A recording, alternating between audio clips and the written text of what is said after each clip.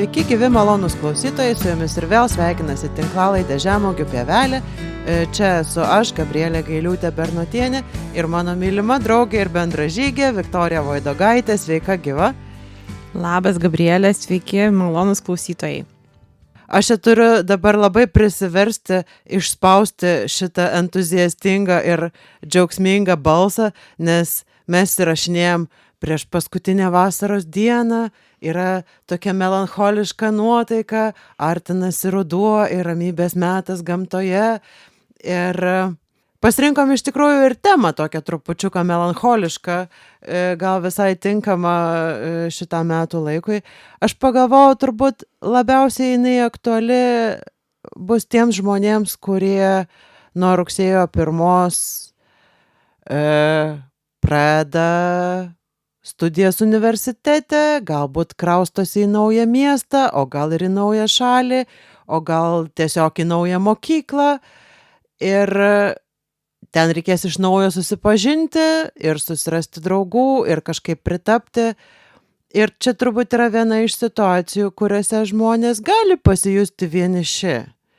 Tu norėjai pakalbėti apie vienišumą ir turi kitokių pavyzdžių. Tokia tema, žinai, nenorėtum kitų iš tikrųjų daryti tokios temos, nes o kasgi nori pasikalbėti arba pasiklausyti apie tai, kaip žmonės išgyvena vienatvę ir vienišumą. Tai aš, žinai, visus metus ta tema brendo, nes ir brido per sniegus ir, žodžiu, per pavasario liūtis ir visaip kitaip. Tiesiog aš pastebėjau labai daug vienišumo porose, ypač tose, kurios augina mažus vaikus. Ir dabar čia vedėm rekolekciją su sesėm, tokį savaitgalį šeimoms, ir šita tema prasisuko daugybę kartų. Ir mane taip nustebino, žinai, tokia nuostaba, ir tada aš galvojau, žinai, bendrai tai kasgi tas vienišumas yra ir kodėl žmogus, būdamas su kitu šeimoje arba su kitais bendruomenėje arba bendrai su kitais bendradarbiais, pavyzdžiui, visokiais kitais išgyvena tokį vienišumą ir iš kur jis yra. Ir, žinai, ir aš kaip normali vienuolė pradėjau galvoti apie šventą raštą, žinai. Tai aš galėčiau pradžiai truputėlį papasakot, ką aš ten išgalvojau gero. Tai klasikinis, ta, žinai, negera žmogui būti vienam ir taip toliau, tai tas visą mes žinome ir ką mes čia dabar kartosime, bet man įdomu buvo, žinai, tokia detalė šventam rašte, Pradžios knygoje, kai Adomas arba Ieva, mes galim sakyti, nežinau, ten, žinai, čia kadangi yra toks simbolinis pasakojimas, kai žmogus viename iš sukūrimo pasakojimų vaikšto po labai gražią gamtą vienas, mato visus gyvūnus, duoda jiems vardus, yra visiškai taikoj su Dievu, nesusigadinę santykių ir netgi kreiviai viens į kitą nežiūri. Ir tas žmogus, tas pirmasis žmogus, švento rašto pirmasis žmogus, išgyvena ilgesį. Ir aš galvoju, mes nuolat mokom bažnyčioje, kad giliausias, čia pagal Augustiną, kurį neseniai čia atšventėm, giliausias žmogaus troškimas yra Dievas ir siela ilgisi Dievo. Ir galvoju, Pradžios knygoje labiausiai žmogus ilgisi kito žmogaus, būdamas visiškoje vienybėje su Dievu, neturėdamas gimtosios nuodėmės, bet giliausias troškimas yra ilgesys ir tas vienišumas vis tiek išgyvenamas. Ir mane tas truputėlį pradžiugino, nes nebegalima sakyti, kad tu vienišas nešia nuodėmę, žinai. Va, tas mane pralinksmino tikrai. Ir galvoju, nes iš tikrųjų ne visa yra, kas susiję su ilgesiu, su vienišumu, su liūdėsiu tam tikrų, ar ne, tokio egzistenciniu susiję su tuo, kad kažką mes ne taip padarėm ir todėl reikia viską pataisyti ir tada jau nebebūsi vienišas ir liūdnas. Tai va čia aš tik šitą įžvalgą iš švento rašto norėčiau pasidalinti, nes visą kitą mes labai gerai žinom ir čia nėra ką kartotis, bet va tas ir Dievas, kalbėdamas su žmogumi, sako, girdi jį ir supažindina su moterimi, su žmogumi kitu ir tada sako, kaulas mano kaulų, toks kaip aš ir visiškai kitoks, arba tokia kaip aš ir visiškai kitokia, ir įvyksta tas susiklikinimas. Reiškia, kad viduje yra įdėtas tas vienišumas, tas tikrai tokio gilaus santykio poreikis, ir tada, kai mes sakom, kad vien Dievo gana, mano mylima Teresė Avilietė taip sako, tai no, negana. Tai toks, va, tokia pirmai pradžiai išeiti iš to, kad tu, jeigu tau yra liūdna ir vieniša, tai tu pats kaltas. Bet ir ne, šventas raštas taip nesako. Jo, čia tai gera pastaba. Aš tik tai galvoju, aš nuleisčiau ant žemės vis tiek šitą samprotavimą trupučiuką ir aš sakyčiau, kad lietuviškai mes neturim to tokio aiškaus skirtumo, ten vienatvės ir vienišumo, ne, kur būtų vienas žodis su aiškiai neigiama konotacija, o kitas su tokia bent jau truputį ne visai neigiama. Turime, žinok, mes vienuoliai išsivertėm ir kad Taip, mums čia būtų jūs smagiau. vienuoliai Taip. išsivertėt ir ten tik vienuoliai ir žino. Tai čia ne tas pats, kas turėti lietuvių kalbos vartosenoje konotaciją. Bet esmė tokia, kad šiaip suaugęs, sveikas žmogus turi sugebėti būti vienas. Tai yra, toks, nežinau, ir brandos dalykas, ir kažkokios tokios psichikos sveikatos dalykas, ir išminties dalykas, ir galų gale, tokio savarankiškumo, ir, kažkokio, tokio sugebėjimo, susitvarkymo su savimi. Ir kartu tai yra toks meilės savo dalykas, kad tu turi pakęsti, tau turi būti pakankamai maloni savo draugija. Tai yra, aišku, kaip pasakyti, siekiamybė ir svajonė ir, visiems žmonėms būna visaip ir tikrai, kaip pasakyti, aš čia niekaip nesmerkiu ar nenoriu užgauti ar įžeisti žmonių, kuriems ten nesigauna, jie ten nesijaučia tokiam dzene nuolatos ir visada, tai aš irgi nesijaučiu, bet aš manau, kad tai yra, toksai, norma, standart. Taip turėtų būti daugumai žmonių dažniausiai. Ir man atrodo, kad ypač kai kalbam apie jaunus žmonės, tai yra vienas iš dalykų, kurių reikia mokytis ir kurių reikia išmokti. Daugumai žmonių turbūt būna tokių tikrai didelių, gilių intravertų, kuriems natūraliai tai yra geriausia padėtis, bet daugumai žmonių reikia trupučiuką pasitreniruoti, pasipratinti, pasimokyti save nuraminti, pasimokyti kažkaip valdyti savo mintis, kad jos nesiaustų į kažkokius tokius juodus sūkurius, kai esi vienas ir su nieko nesikabi. Ir kartu pasimokyti iš tikrųjų, atsisėsti ir pasižiūrėti į save, nebūtinai kiekvieną minutę užpildant ir užsiglušinant podcastų, muziką, serialų arba tenai TikTokų ir Instagramų ir Facebookų, jeigu jau nieko kito neturi. Tai man atrodo, kitaip sakant, kad yra svarbu tas, kad ir ilgesys, ir tas, yra toks dalykas kaip tas neigiamas vienišumas ir tas, stygius artumo su kitu žmogum.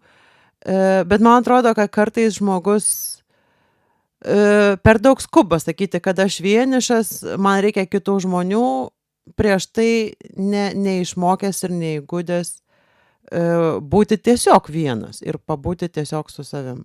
Tikriausiai neįmanoma sukurti normalų santykio, kaip tu ir sakei, žinai, nemokant būti vienam su savim, nes tada iš kito reikalauji, kad jisai ir užpildytų visą tai, ką tu neturi. Tai su šituo aš sutinku ir galbūt viena iš priežasčių tų žmonių, jaunų šeimų, sakyčiau, jaunų nebūtinai, kad jie patys labai jauni yra, bet šviežiai sukūrė šeimas. Galbūt ir yra tas, kad aš tikėjausi, kad šita problema bus išspręsta, bet čia toks nebrandumas, žinai. Bet yra žmonės, kurie vienatvę, aš tokia tiesiog įžvalgą tokia irgi atsinešu, vienatvę jau, jie yra išmokę būti vieni, bet jie įeina į tokį sudėtingą santykį su savo sutuoktiniu buityje, sakyčiau, kasdienybėje, kurioje nebeatsiranda laiko pasikalbėti ramiai, ne šiaip papliurpti arba išpildyti, leisk šiltą vėmalą ant kito, paskui 5 minutės po to tu apie tai nebegalvoji, bet kitas to nešiojasi, bet nebėra laiko iš tikrųjų susitikti toje dienoje ir tada prasideda vengimas. Tai aš pasirenku būti vienas, tuo tarpu aš labai ilgiuosi to žmogaus, su kuriuo susitokiau, tas žmogus ilgisi, bet baimė susitikti ir vėl turėti kažkokį tokį nesusipratimą, sunkumą, neišspręstą klausimą yra stipresnė už tą pasilgimą žmogaus, to sutuoktinio. Ir čia toks labai toks subtilus klausimas yra, kaip tai, kas seniau buvo skaudu, kad nebesusitinkam, tampa siekiamybė ir vengimu.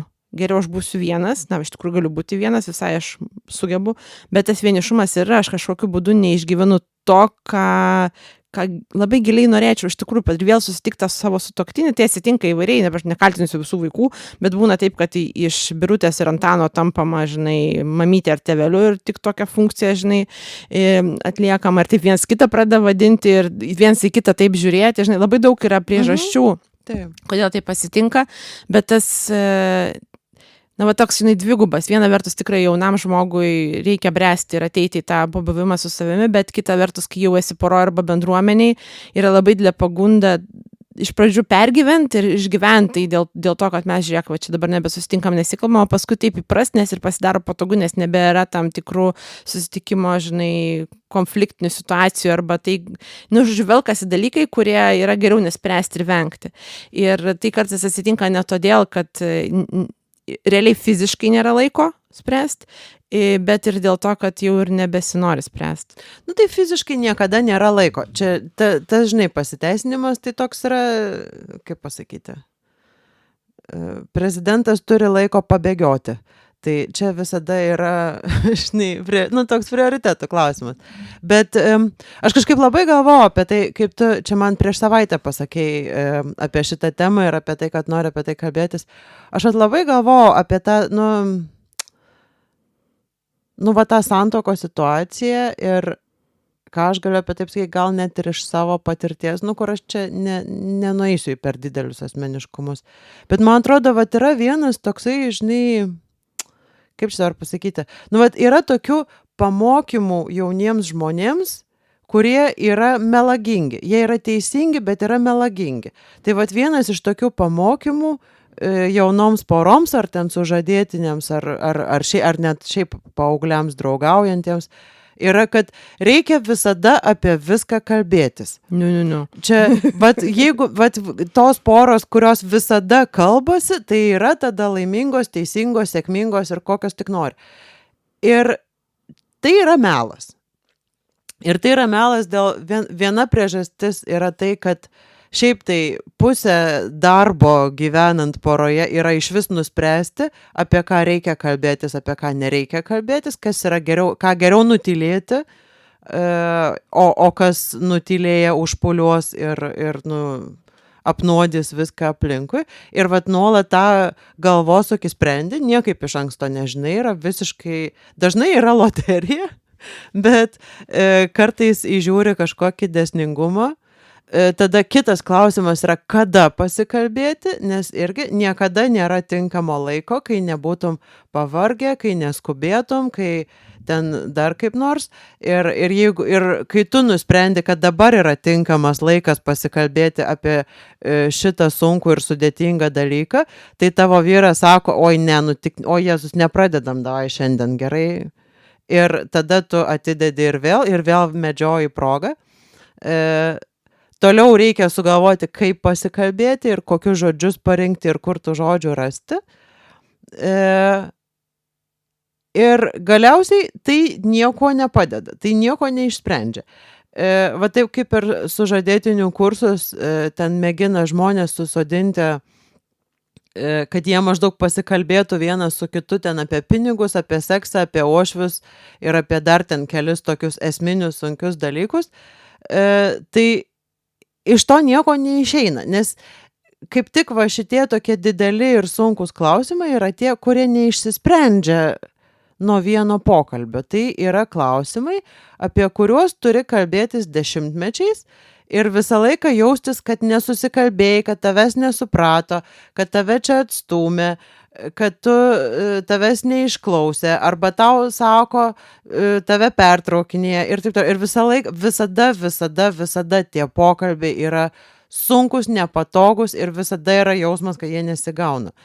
Ir man atrodo, viena iš tokių susituokusių žmonių paslapčių, kurios yra neįmanoma perduoti niekam kitam, kol savo kailiui tai neįlendi, nes jeigu bandai pasakyti, tai skamba kaip kažkokia tokia banalybė, kurios niekas nenori klausyti. Bet viena iš tų paslapčių yra tokia, kad niekas iš tikrųjų nemoka kalbėtis. Jokia pora iš tikrųjų nesusikalba. Ta bendrystė ir tas artumas yra toks tikėjimo dalykas, kad tu iš esmės nusprendi, rizikuoji manyti, kad tavo vyras iš esmės tave myli, linki tau laimės ir kiek įmanoma stengiasi tave suprasti. Bet jokių kažkokių tokių arba tie patvirtinimai būna tokie šmėstelėjimai, stebuklai, kurių negali tikėtis. Bet ir va čia, tai ir yra, ta meilė, kaip pasakyti, kur tu, nėra formulės, nėra jokio ingrediento. Tai gerai, tai žodžiu, bet dabar iš to išėjo labai neblogas pamokymas, kaip visgi galima išgyventi. Ir aš dabar einu prie kitos temos, tokį šuolį padarau, nes aš čia turiu ką pasakyti ir tada mes keičiam temą, žinai, tai aš tiesiog dabar grįžtu į vienatvės temą ir vienišumą. Ir galvoju dar apie tos žmonės, kurie ne poroj yra. Kurie yra ta, žinai, situacinė vienatvė, kur yra, dėl visokių ten senatvė, liga, žinai, labai daug dalykų, kur žmogus gali būti apsuptas žmonių, bet tuo tarpu yra labai stiprus išgyvenimas vienišumo dėl to, kad mane nuo kito skiria liga, pavyzdžiui, arba skiria amžius tas, kur jau aš esu oro uoste, žinai, jau esu oro uoste, laukiu lėktuvo, žinai, jau ten skristi ir žinai, galvoju, bet yra ir kitokia vienatvė, kurią aš pasirenku dėl arogancijos, pavyzdžiui, žinai, vidinės. Ir man sunku pripažinti ir biški gėda būna, ne, kad aš, pavyzdžiui, jaučiuosi vienišas arba vieniša, nes netodėl, kad aplink nėra žmonių, bet jie truputėlį manęs neverti. Žinai, mes apie tą kalbėjom, man atrodo labai, aš dabar bandau grįžti, žinai, į tą, ką mes kalbėjom, biški pasiruošėm ir galvoju, žinai, apie tą gėdą, turiu kažkokį idealą tos nevienišos situacijos, sakykim taip, nesakysiu bendrystė, nes nieko nebereiškia tas žodis, iš tikrųjų jisai tiek yra nutrintas, bet to, sakyčiau, tokio susitikimo, to santykio, ar ne? Ir tada yra, aš toks visas, pasiruošęs arba pasiruošus ir tada kiti kažkokie nepribrendę, nesupratę, kažkokie, žinai, sekluma ten pasimato, kažkaip nesudera tie, čia tikriausiai yra lūkesčiai, nežinau, ką tu manai apie tai, bet yra tas, bet aš tą pavadinau taip grubiai arogancija. Žinai, kad, man gėda, kiti neverti ir tada aš geriau vienas būsiu. Čia, jeigu pavadinsi arogancija, tai tada žmonės nenorės to tapatintis ir nenorės atpažinti save šitoje situacijoje. Čia būtų, aišku, gražiau sugalvoti kažkokį tokį teigiamą. Mes, žinai, kaip sugalvojom prie tą kartą, artumo baimė, vadinasi, artimo santykio baimė. Jau biški švelniau, ne? Aha, bet aš tai taip iš vidaus jaučiu, kad tame yra arogancijos. Yra. Bet man atrodo, žinai, čia iš tikrųjų galioja viskas tas pats, ką aš čia sakiau apie tą, santuoką, tik tai, kad gal, ne taip intensyviai, ne tokiu dideliu mastu. Tam, kad išgyventum artumą, visokį nebūtinai romantinį, tą turiu galvoj, su įvairiais žmonėmis, tai iš tikrųjų, turi... Va čia tu tą labai gerai pasakei, kad kartais žmogus turi galvoj per daug aišku paveikslėlę, ne? Kaip tai turi atrodyti. Aš šitaip atrodau, kai išgyvenu artumą, bet tam, kad tu tą iš tikrųjų patirtum, tai tu turi tą paveikslėlį įsileisti kitą žmogų. Ir ne tu turi jį nupiešti, bet turi atsisėsti ir įsižiūrėti, kaip jis atrodo. Tai bus koliažas, ar ne? Dviejų skirtingų puslapių koliažas. Maždaug taip. Ir greičiai, ir būtent, ir čia koliažas, tada pratęsiant tą metaforą, tai reiškia, kad tenai kažkas bus, žinai, nelygiai nuplėšta ir kyšos tenai tie kitos spalvos kampukai kažkur ne vietoj ir gal ten klijų dėmė biški blizgės kurioje nors vietoj. Tas, kaip pasakyti, artumo paveikslėlis iš esmės ir iš principo negali būti, pastelė ir akvarelė. Ta prasme, jis negali būti lygus ir švelnus, nes tai ir... Tiksliau gali būti, bet tai ir bus paveikslėlis. Ta prasme, tai ir bus, suvaidinta, kaip čia pasakyti, superforminta, ta prasme, atliktas artumas, ne, pavaizduotas artumas. Kuriame nėra atsipalaidavimo. Jo. O tam, kad patirtum tikrą artumą, tai turi priimti tą riziką, čia turbūt iš to ir baimė, ne? Ir ta rizika gali būti labai įvairi. Ir čia svarbu pasakyti, kad ta rizika yra tikra. Čia, nėra tokių burtų, kur jūs dabar čia nieko nebijokite ir šokite nuo skardžio žemyn ir ten garantuotai bus drugeliai ir gėlytės. Nes ne, ta prasme, rizika yra tikra. Tai todėl ir yra rizika. Tikrai gali būti, kad pabandysi suartėti su žmogumu, jis tave atstums, arba pasirodys, kad jis yra ne tas, ko tikiesi ir neišei, arba pasirodys, kad jisai tau turi kažkokių lūkesčių, kurių tu nenori pildyti ir nepavyks. Jo, ir bus nesmagu, bus nejauku, galbūt susipyksi, galbūt įsitaisysi kažkokį ten parazitą persekiotoją, arba įsivelsi į kažkokius negerus ir nesveikus santykius. Taip gali būti. Ir kažkaip sveiku protu vadovaujasi, atmeti, jau visai, kaip pasakyti, tokius akivaizdžiai negerus variantus, nes, nepradedi bendrauti su žmonėm, kurie akivaizdžiai, netinka arba su kuriais akivaizdžiai nereikia per daug suartėti dėl įvairių priežasčių, o toliau tai rizikuoji, ir žiūri, kas gausis. Ir ta prasme, sakau, ta baimė yra pagrįsta. Čia tiesiog gal, būdas tą baimę perlipti yra savo pasakyti, gerai, kas blogiausia dabar gali atsitikti? Aš nusivilsiu, ir kas? Aš dar nepažįstu to žmogaus vis tiek. Aš kažkaip blogai atrodysiu, tai gal biški galima ir į save su humoru pažiūrėti. Ir bet turiu galvoje, kad paprastai, kai įvardini žodžiais tos visus tokius galimus scenarius, arba bent savo pabandai kažkaip konkrečiau įsivaizduoti, jie dažnai pasirodo ne tokie baisus, ne tokie pavojingi. Tas nejaukumas ir tas visas kažkoks apsilažalinimas, kaip čia pasakyti gražiai, ne? Feilas, ane? Jo, bet tai, ir tai yra, ir paskui turbūt vėliau per gyvenimą, tai ir patirties prikaupi ir pradedi suprasti, kad tai čia toks, įprastas, dažnas dalykas gyvenime. Ne? Tai čia taip labai gerai išskleidė temą, kaip padėti savo pačiam. O dabar, žiūrėk, kaip tau atrodo, ar reikia gelbėti akivaizdžiai vienišą žmogų? Matai, čia toks vienišas, toks nelaimingas, bet mielas arba miela, žinai, bet čia gal tiek vienatės išgyvena. Kolega, nežinau, studijose, mokykloje, kokiu nors sąskrydyje, sambūryje, žinai, bet kur, žinai. Ar reikia gelbėti žmogų, kuris atrodo vienišas, arba netgi kuris yra deklaravęs, kad jisai išgyvena tokį vienišumą. Aš dabar pagalvoju apie konkretų pavyzdį. Čia prieš Kalėdas, reiškia prieš gerą pusmetį, beveik metus, mano sesiai parašė iš Kijevo, iš Ukrainos, kaip čia dabar pasakyti, jinai dabar jau mums draugė ir giminaitė, bet tada jinai buvo tokia truputį pažeistama per kažkokius darbinius reikalus, nebuvo labai artimas žmogus. Ir tenai į Kijevą atėjo ta generatorių žiema, kur atrodė, kad nebus šildymo ir nebus kaip, kad darysis nebeįmanoma ten gyventi, nes jie niekur nebėgo nuo pat karo pradžių, bet paskui jau pasirodė, kad, ko gero su vaikais čia nieko nebus. Ir jie, vienu žodžiu, ten susirašinėjom, kažką mes ten truputį jiems padėjom organizuoti ir vienu žodžiu vyras liko Kijeve, o žmona su 2 berniukais, tokiais, vienas tai jau įstojo į universitetą, kitas mokinukas, paaugusiais tokiais berniukais, atsikraustė į Vilnių. Ir jie Vilniui nepažįsta daugiau jokių žmonių, išskyrus mano sesę, ir mūsų šeimą.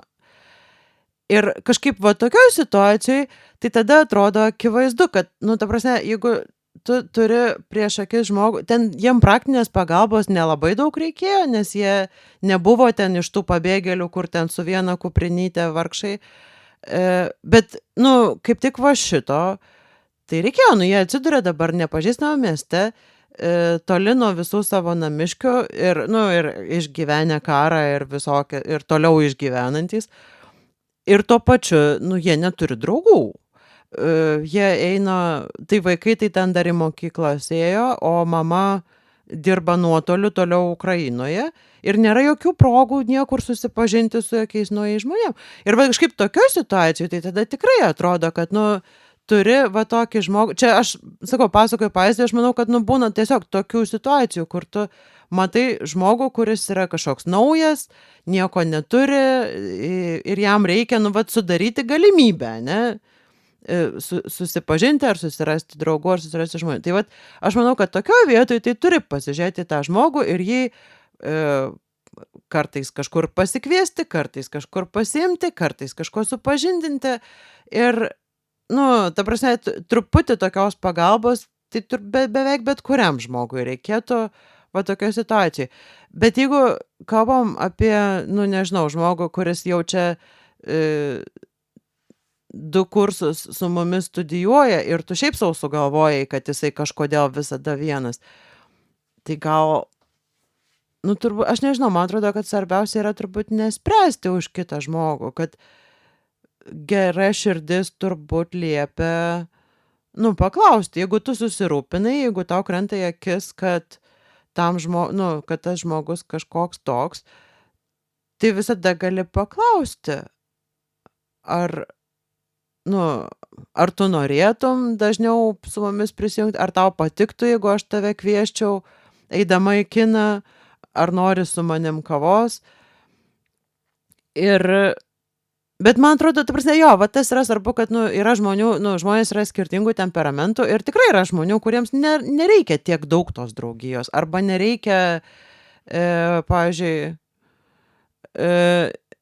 nereikia būtinai būti dideliai kompanijai, dideliai bendruomeniai. Jie greičiausiai gal jis turi draugų, tik tai jie yra 3. Ir jisai su jais bendrauja giliai ir intensyviai ir jam nereikia 20. Ir va toks, ta prasme, čia vėl galima grįžti prie to paties, ką aš sakiau apie tą artumą, reikia pažinti žmogų, koks jis yra, o ne kaip suprojektuoti taip, kaip man atrodo, kaip jam turėtų būti, arba kaip man būtų jo vietoje. Tai žinai, galvoju, kad mes priimdami pačią bendruomenės bendradarbių, nežinau, kažkokią tai komandą, dabar reikėtų sakyti, arba kitur priimdami žmogų ir matydami jį, kad jis ne taip daro kaip visi kiti, labai norime, kad jis būtų hebroj, kad būtų toks kaip kiti ir kad jam patiktų dalykai, kuriuos mes darom ir žaidžiam bowlingą kartu, žodžiu, ir visaip jį reikia temptis, nes čia yra team buildinimas ir, žodžiu, visokis gėris, kokį mes norime, žinai, jam suteikti. Ir galvoju, žinai, bet ta tokia tradicija, kad mes visi labai gerai sutarėm ir visi esame labai gera kompanija ir labai gera hebra ir labai vieningi, tai ateina, man atrodo, iš mokyklos.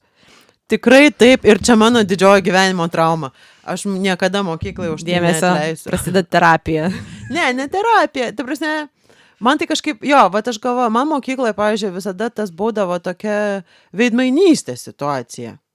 Nes aš tai iš tikrųjų, aš kaip tik mokykloje jausdavausi vieniša, man buvo sunku susirasti draugų, iš manęs šaipydavosi kiti vaikai ir visaip skriausdavo. Tas, kas šiais laikais vadinama patyčiomis ir su kuo kovojama, ir mano laikais tai net nelabai, nei tas turėjo pavadinimo, man tik sakydavo nekreip dėmesio suaugę.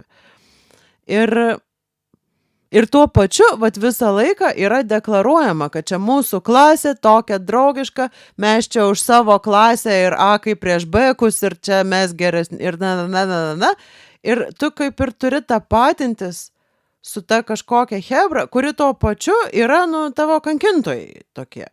Ir aš kažkaip galvoju, aš nežinau, ar dabar mokyklose tebėra tas toksai reikalavimas čia visiems rikiuotis ir skanduoti, kokie mes draugiški ir vieningi, bet man atrodo, kad tai vaikai irgi yra skirtingų temperamentų ir yra, kaip pasakyti, jiegi išsiskirsto ir išsirūšiuoja patys, ane?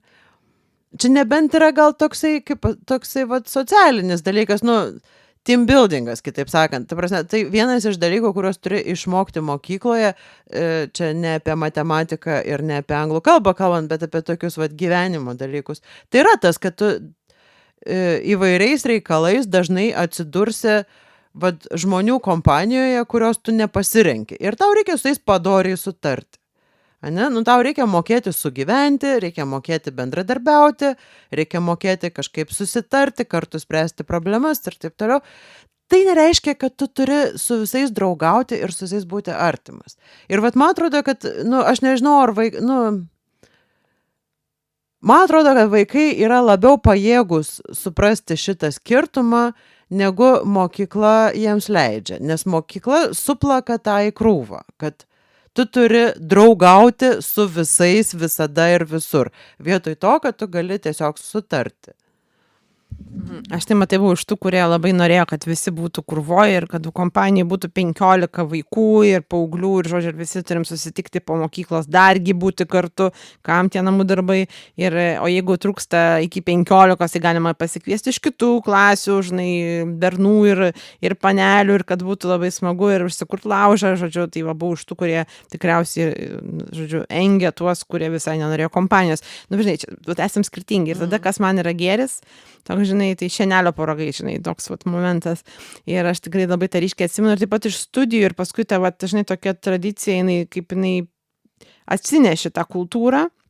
Ir gal tu pakeiti formą, bet iš esmės tą tokį demonstratyvų vieningumo, žinai, demonstravimą. Būna taip, kad dabar korporacijos siunčia savo komandas iš skirtingų skyrių bėgti kokį nors, žinai, maratoną, pavyzdžiui. Ir tada reikia visiems fotkintis, sakyti, va, mes jėga, žinai, mes nubėgom. Ir tada, jeigu tu nebėgi maratono arba, nežinau, neplaukimo, maratono plaukimo, tai tu, ne hebroj, turi bent tada skanduoti su visais kartu, žinai, ir tada taip, va, tokiu neva būdu, vieninteliu būdu, taip pat tokiu būdu statoma ta bendrystė vadinama, bet gali būti tokia labai paviršutiniška. Tai vat aš tame pačiame visame skandavime staiga vieniems plaukiant ar bėgant, kitiems skanduojant, tu gali išgyventi labai tokį radikalų vienatvės išgyvenimą. Ir manau, kad vaikai tą patiria, žinai, tuo metu, kai buvo faina, visi buvom laimingi, bet man tada primena, žinai, tos paradus, kuriuo aš nei vieno nemačiau. Žinai, tai, jo, būtent. Taip, tai va ta tokia, žinai,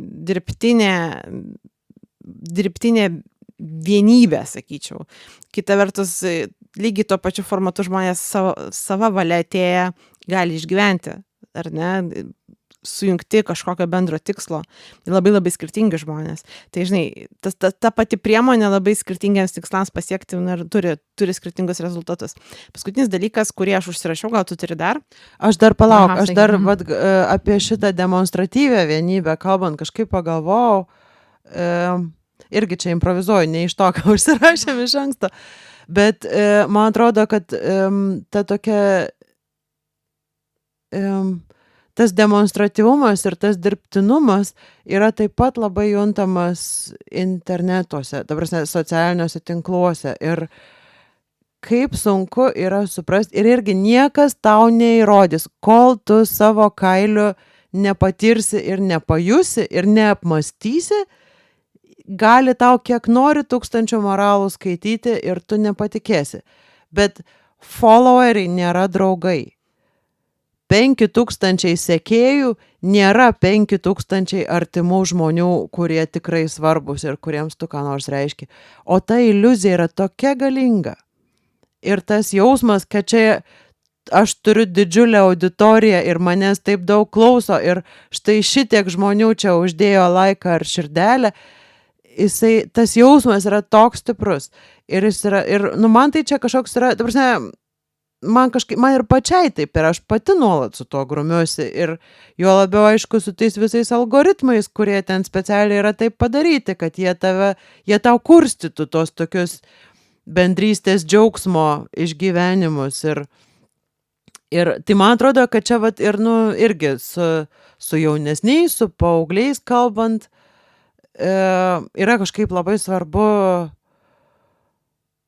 padėti žmonėm patirti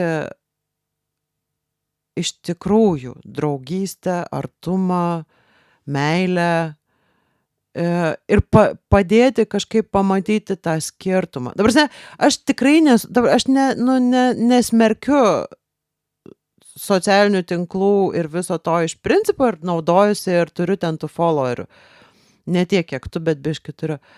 Bet man kažkaip atrodo, ta prasme, kad kartais taip reikia išsijungti telefonus ir pažiūrėti akis vieni kitiems.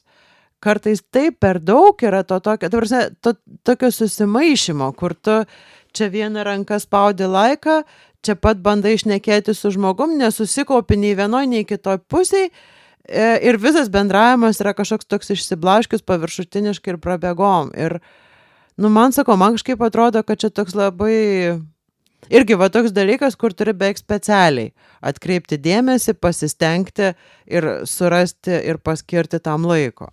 Aš dar noriu grįžti prie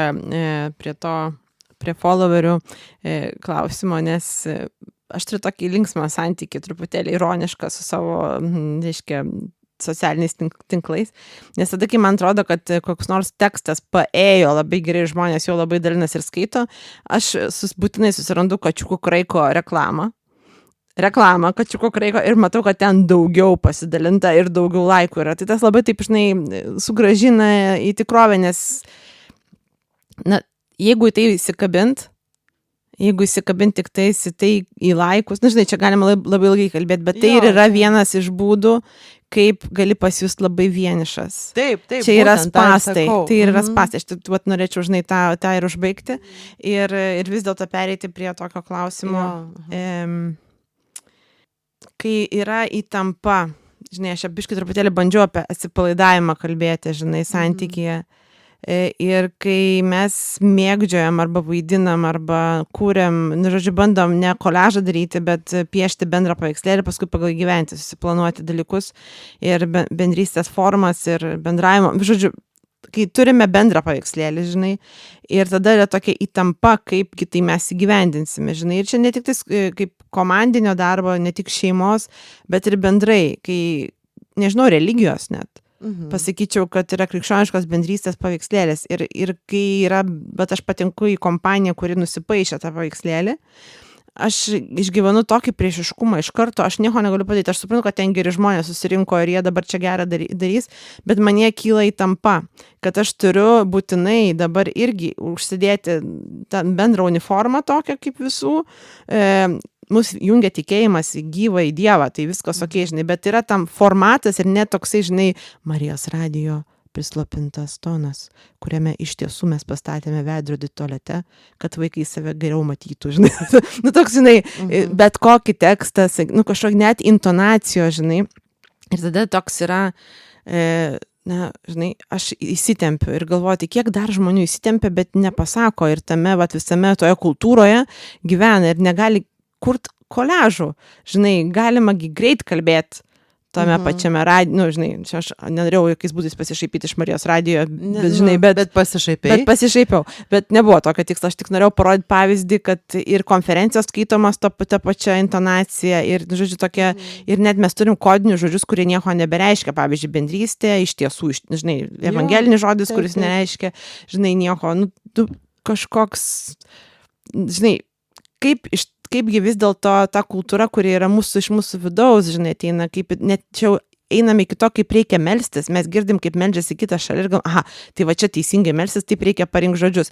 Tai toks religinis aspektas, kuriame yra labai daug įsitempimo, nes už to yra tikri žmonės su tikrom problemom ir su tikrom įtampom ir su tikrom nuodėmėm, toks.